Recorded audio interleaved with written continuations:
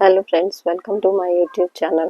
Friends, आज हम बात करने वाले हैं कि हम करेला का प्लांट कैसे उगाएं, कौन से सीड्स होने चाहिए, कैसे लगाना चाहिए और फिर हमें करेला प्लांट की क्या केयर करनी चाहिए जिससे कि हमें करेला की बहुत अच्छी हार्वेस्टिंग मिले। तो फ्रेंड्स, इसमें हमें सबसे पहले जो काम करना होता है वो ये है कि हमें अच्छी क्वालिटी के सीड्स लेने हैं। चाहे वो कोई भी सब्जी आप लगाइए या कुछ भी लगाइए, तो उसमें सीड्स का तो मेन इम्पॉर्टेंट रोल होता है, क्योंकि अगर सीड्स ही अच्छे नहीं होंगे, अच्छी क्वालिटी के नहीं होंगे, तो फिर उसमें फ्लावरिंग और फ्रूटिंग अच्छी हो ही नहीं सकती है। फ्रेंड्स, ये देखिए हमारे गर्मियों के ही करेला के प्लांट्स हैं, जिसका हमने वीडियो भी बनाया था कि जो भी आपके मतलब डेड फ्रूट्स वगैरह हैं या जो ब्रांचेस सूख रही हैं उनको हटा दीजिए। बाकी आपको इसमें कटिंग वगैरह नहीं करनी, बस जो सूखी ब्रांचेस हैं वही हटानी है। देखिए हमने भी वही किया था, पुरानी लीव्स वगैरह जो है वो सूख कर खुद ही गिर जाती हैं और छोटी छोटी लीव्स हटाना भी पॉसिबल नहीं होता है, तो इसीलिए उनको छोड़ दीजिए, वो अपने आप हटती रहती हैं। और करेला का प्लांट देखिए अच्छी ग्रोथ लेता रहता है। हमारे करेला के प्लांट ने देखिए कितनी अच्छी ग्रोथ ली हुई है, बारिश आते ही इसमें बहुत अच्छी ग्रोथ आ गई है और इसमें फ्रेंड्स फ्रूटिंग भी बहुत अच्छी होने लगी है। अगर हम जून एंड में भी सीड्स लगाते हैं तो फ्रूटिंग आते आते कम से कम 1.5 महीना लग जाता है, और जब हमारे पुराने प्लांट्स होते हैं तो उसमें फ्रूटिंग जल्दी स्टार्ट हो जाती है। तो फ्रेंड्स, इसीलिए अगर प्लांट्स आपके सही हैं तो उनको हटाने की ज़रूरत नहीं है, उन्हीं प्लांट्स से हमें फिर से फ्रूटिंग मिलती है। और ये फ्रेंड्स हमारे अब सितंबर अक्टूबर तक ऐसे ही अच्छी इसमें फ्रूटिंग मिलती रहेगी। फ्रेंड्स, तो आपको करेला के जो सीड्स हैं वो अच्छी क्वालिटी के लेने हैं और उसको आपको 24 घंटे के लिए पानी में भिगो देना है। पानी में भिगोने के बाद में फिर नेक्स्ट डे टिश्यू में रख दीजिए, और जब उसमें जर्मिनेशन हो जाए तो किसी सीडलिंग ट्रे में या छोटे पॉट में, आप नर्सरी पॉट में लगा सकते हैं। और फिर जब उसमें 4 से 5-6 पत्ते आ जाए तो फिर बड़े ग्रो बैग में शिफ्ट करिए, या फिर आप डायरेक्ट भी सीड्स को जर्मिनेट करने के बाद में बड़े पॉट में लगा सकते हैं। और फ्रेंड्स, आपको जब भी बेल वाली कोई सब्जी लगानी है तो उसको हमेशा बड़े ग्रो बैग में ही लगाना है, क्योंकि अगर आप छोटे ग्रो बैग में लगाएंगे तो फिर आपको उसमें अच्छी फ्रूटिंग नहीं मिलेगी। जब बड़े ग्रो बैग में लगाते हैं तो उसमें रूट्स को प्रॉपर स्पेस मिल जाता है और बहुत अच्छे से प्लांट हमारा चलता रहता है। 6-7 महीने बहुत अच्छी फ्रूटिंग होती है। तो फ्रेंड्स, इसके लिए आपको 15 बाई 15 से कम का ग्रो बैग नहीं लेना है। 15 बाई 15 का ग्रो बैग अगर आप ले रहे हैं तो उसमें आपको एक ही प्लांट लगाना है, और अगर 18 बाई 18 है, जैसे हमारा 18 बाई 18 का है, तो इसमें हमने 2 प्लांट लगाए हुए हैं।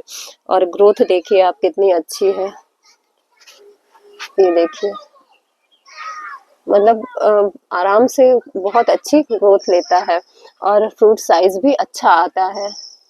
तो इसीलिए आपको हमेशा ग्रो बैग जब भी लेना है तो बड़ा ग्रो बैग ही लेना है। छोटे ग्रो बैग में बेल वाली कोई सब्जी नहीं लगानी है, नहीं तो छोटे ग्रो बैग में हमेशा उसमें सिर्फ प्लांट ही ग्रोथ करेगा और उसमें फ्रूटिंग नहीं होगी, या फ्रूट लगेगा भी तो 1-2 फ्रूट लग जाएगा और बाकी फिर अच्छी फ्रूटिंग नहीं होगी।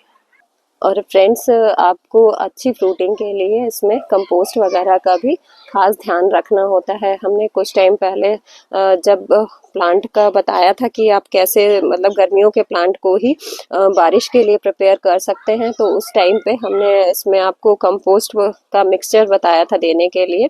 तो उसको देने के बाद में ये देखिए फ्रूटिंग और प्लांट की ग्रोथ कितनी अच्छी आई है उसको देने से। तो हमारी जो कंपोस्ट मिक्सचर था उसका ही कमाल है कि इसमें कितनी अच्छी ग्रोथ आई हुई है हमारे प्लांट में। और फ्रेंड्स, अगर आप न्यू लगा रहे हैं प्लांट्स तो सॉइल जो आपको बनानी है उसके लिए आपको, अगर नई सॉइल है तो 40 से 50% कंपोस्ट ऐड करिए, और अगर गार्डन सॉइल है तो उसमें आप वर्मी है तो 20%, और अगर गोबर की खाद है तो 30 से 40% ऐड करिए। और सरसों की खली, नीम खली, ट्राइकोडर्मा, राख, चूना, ये सब भी आपको ज़रूर देना है प्लांट में।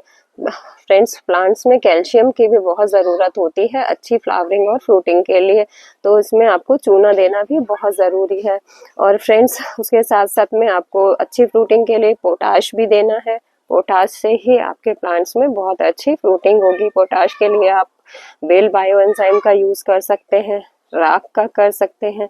और फ्रेंड्स, बारिश के टाइम में आपको जो सॉइल बनानी है वो वेल ड्रेन सॉइल बनानी है, जिससे कि आपके गमलों में पानी ना रुके। और ड्रेनेज होल का भी ध्यान रखना है, ड्रेनेज होल आपके ओपन होने चाहिए। आप अपने ग्रो बैग्स के ड्रेनेज होल चेक कर लीजिए कि उसमें ड्रेनेज होल बंद तो नहीं है। अगर बंद है तो किसी वायर की हेल्प से या कैंची की हेल्प से आप ड्रेनेज होल उसमें ओपन कर सकते हैं, और पानी नहीं रुकेगा तो कोई प्रॉब्लम नहीं होगी। और फ्रेंड्स, इसमें आपको फंगीसाइड का भी मिट्टी में मिलाना है, फंगीसाइड, क्योंकि जिससे कि बारिश के दिनों में फंगस ना लगे। और नीम खली भी ऐड कर दीजिए, जिससे कि मिट्टी में हमारी किसी तरह का कोई पेस्ट अटैक नहीं होगा और मिट्टी अच्छी होगी तो आपके प्लांट की ग्रोथ भी बहुत अच्छी होगी।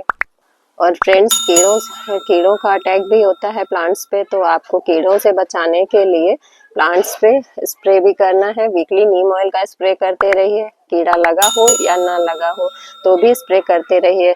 और अगर आप स्प्रे करते रहेंगे। और फ्रेंड्स, फ्रूट फ्लाई से बचाने के लिए आपको फ्रूट फ्लाई ट्रैप्स लगाने हैं, जिससे कि फ्रूट फ्लाई आपके फ्रूट को खराब ना कर सके। और फ्रूट फ्लाई अगर खराब कर देगी फ्रूट तो फिर उसमें कीड़े हो जाते हैं और फ्रूट खराब हो जाता है। इस तरीके से आप कॉटन बैग से भी कवर कर सकते हैं, या फिर फ्रूट फ्लाई ट्रैप लगा लेंगे तो भी फ्रूट फ्लाई आप उनके प्लांट के फ्रूट्स को खराब नहीं कर सकेगी। तो फ्रेंड्स, इन्हीं सब चीज़ों का अगर आप ख्याल रखेंगे और ऐसे ही केयर करेंगे तो आपको भी बहुत अच्छी फ्रूटिंग मिलेगी करेला में। और फ्रेंड्स, करेला में सपोर्ट की भी ज़रूरत होती है, क्योंकि ये बेल है तो इसको आपको सपोर्ट भी देना होगा। ये देखिए, आप क्रीपर नेट का या फिर किसी रस्सी की हेल्प से सपोर्ट दे सकते हैं। और फ्रेंड्स, इसको मतलब चढ़ने के लिए किसी सपोर्ट की ज़रूरत होती है। आप जितना सपोर्ट देंगे उतने अच्छी आपकी बेल फैलेगी, और उसमें जितनी नई ग्रोथ आएगी, नई ग्रोथ में ही फ्रूटिंग होती है। तो जितना ग्रोथ करेगी बेल उतनी अच्छी फ्रूटिंग होगी।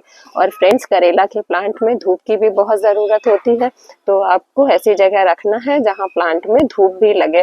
तो फ्रेंड्स, अगर आपको आज की मेरी इन्फॉर्मेशन पसंद आई है तो हमारे वीडियो को लाइक करें, और अभी तक आपने हमारे चैनल को सब्सक्राइब नहीं किया है तो हमारे चैनल को सब्सक्राइब करें। Thanks for watching.